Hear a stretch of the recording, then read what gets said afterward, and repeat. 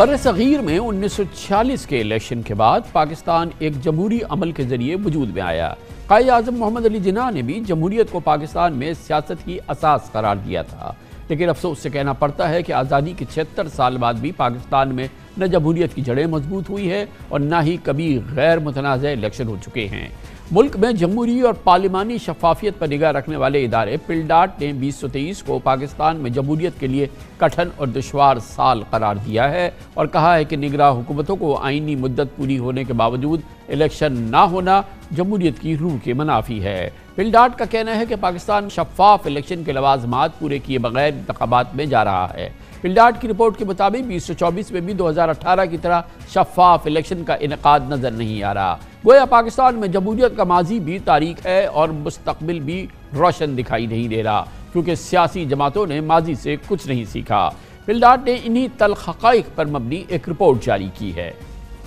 पिलडाट की रिपोर्ट के मंदरजात अपनी जगह पर, हकीकत यह है कि नवाज शरीफ हो या इमरान खान, दोनों साबिक़ वज़ीर-ए-आज़म ने किसी न किसी दौर में इस्टेब्लिशमेंट के साथ तराज़ व न्याज़ की दास्तानें रकम की हैं। मुबैना तौर पर इदारों की सहूलतकारी से इक़्तिदार तक रसाई हासिल की है, लेकिन अपनी हुकूमत के खात्मे के बाद तकरीबन एक जैसा एहतजाजी और मज़ाहमती बयानिया इख्तियार किया है, जिसने मुल्क में जमहूरियत को कमज़ोर किया। एक बार फिर मुल्क में इलेक्शन और जमहूरी इंतकाल इक़्तिदार का मौका आन पहुँचा है, लेकिन इलेक्शन होने से पहले ही इनकी शफाफियत पर सवालात उठ चुके हैं, जबकि मुंतखब जमहूरी हुकूमत बनने से पहले ही उसके इस्तेहकाम पर तहफ़्फ़ुज़ात का इजहार किया जा रहा है। यकीनन 2018 की तरह इस बार भी इलेक्शन से पहले के हालात में इतनी यकसानियत है कि माजी का एक्शन रीप्ले लगता है। दोनों साबिक़ वज़ीर-ए-आज़म की सियासी तकदीर में बला की यकसानियत है। बज़ाहिर पहले नवाज शरीफ निशान इबरत बने और अब इमरान खान बन चुके हैं। इस पूरी सूरत हाल में पिलडाट की इस रिपोर्ट पर बात करेंगे। हमारे साथ मौजूद हैं जनाब मुस्तफ़ा नवाज़ खोकर, पाकिस्तान में जो उसूली सियासत करने वाली चंद शख्सियात हैं उनमें खोकर साहब का नाम है। बहुत बहुत शुक्रिया मुस्तफ़ा नवाज़ खोकर साहब। ये फरमाइएगा कि पिलडाट की एक रिपोर्ट आई है, ये रिपोर्ट भी दूसरे जो इस किस्म के गैर जानिबदार इदारे हैं या सहाफ़ी हैं या तज्ज़िये हैं, उनका भी यही ख्याल है कि जो इलेक्शन 2024 है ये पाकिस्तान के गुज़श्ता इलेक्शन का एक एक्शन रीप्ले होगा और इनमें भी शफाफियत या इसमें सफाई या इसमें ट्रांसपेरेंसी जो है वो हमें नहीं मिलेगी और ये एक शायद एक ऐसा अमल है जो सूद बख्श ना हो। जी बिल्कुल, मैं इस रिपोर्ट के मंदरजात से काफ़ी हद तक इत्तफाक करता हूँ।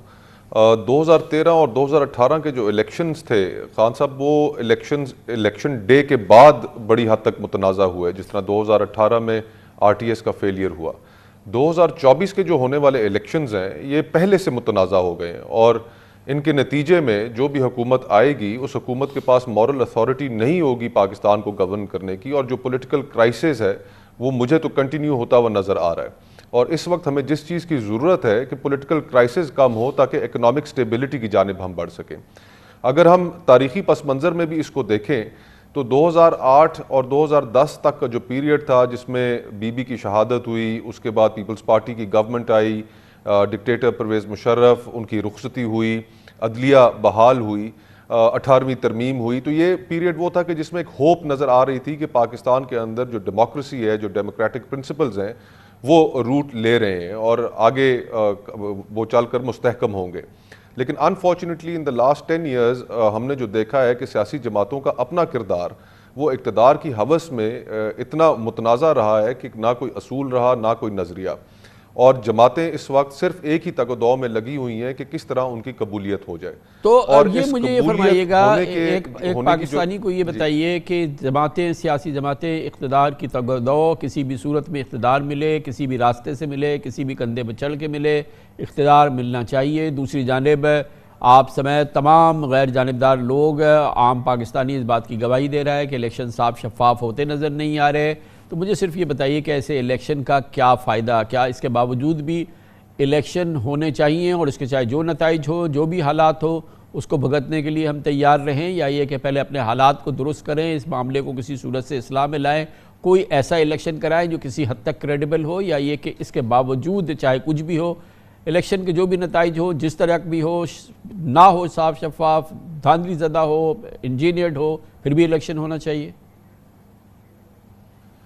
इसमें खान साहब दो पॉइंट ऑफ व्यू हैं। एक तारीख़ी तौर पे 1985 का जो इलेक्शन था उसकी पीपल्स पार्टी ने बॉयकॉट किया, उसमें हिस्सा नहीं लिया, और उसके बाद उसको एक सियासी गलती के तौर पर आज तक जाना जाता है, ना सिर्फ पीपल्स पार्टी की जानिब से बल्कि और दीगर जमातों की जानिब से भी।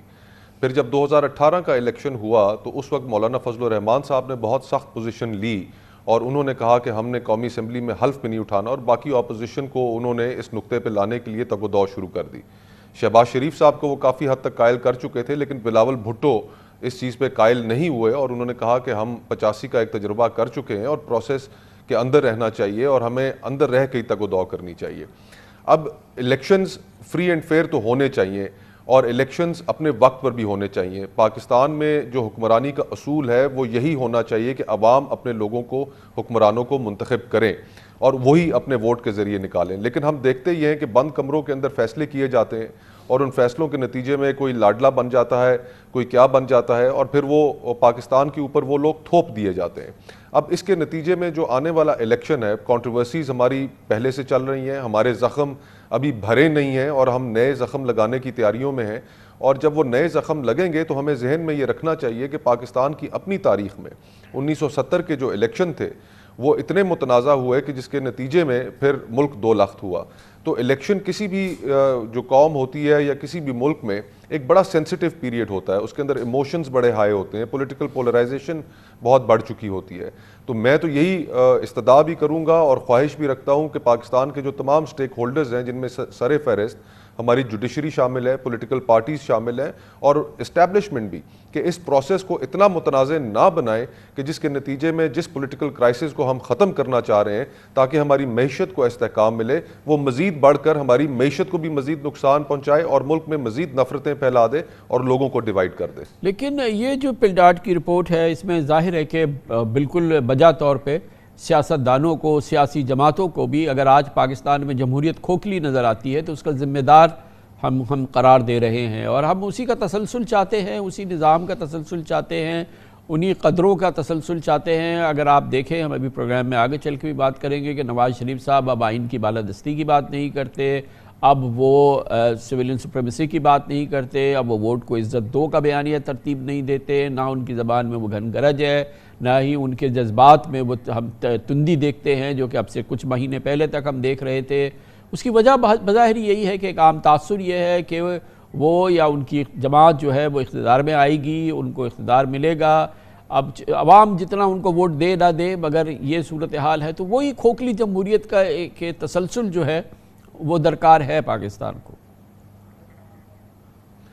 जी, ये बड़ी अनफॉर्चुनेट सूरत हाल है कि तमाम सियासी जमातें इस वक्त इक़्तिदार की हवस में सिर्फ़ और सिर्फ अपने असूल और नज़रिया तो कोई रहा नहीं, इक़्तिदार हासिल करने के लिए वो किसी भी चीज़ की कुर्बानी देने के लिए तैयार है। आपको याद होगा कि आपसे कुछ अर्सा पहले पीपल्स पार्टी बड़े शद्दोमद से लेवल प्लेइंग फील्ड का मुतालबा कर रही थी, क्योंकि उनकी जो ख्वाहिशात थी कि जनूबी पंजाब से और बलूचिस्तान से लोग उनकी जमात में भेजे जाएं, जब वो नहीं पहुंचे वहाँ पर तो उन्होंने ये बात करना शुरू कर दी। लेकिन जैसे ही कुछ लोग उन्हें मिल गए तो उसके बाद अब लेवल प्लेइंग फील्ड की शिकायत भी ख़त्म हो गई। इसी तरह मुस्लिम लीग नून इस वक्त बिल्कुल लाडले के तौर पर सामने लाई जा रही है, पूरा निज़ाम उसको हुकूमत में लाने के लिए हरकत में आ चुका है और पूरी फैसिलिटेशन की जा रही है, चाहे वो ब्यूरोक्रेसी हो, चाहे वो डिस्ट्रिक्ट इंतज़ामिया हो। और अब ये सारी चीज़ें सिर्फ इसलिए, और मियाँ नवाज शरीफ साहब आपने ठीक निशानदेही की कि अपना वोट को इज़्ज़त दो का जो बयानिया था उससे न सिर्फ हटे हैं बल्कि उन्होंने अपनी तमाम माजी की सियासत की नफ़ी की है कि जो रास्ता वो इख्तियार कर रहे हैं इक़्तिदार में आने के लिए।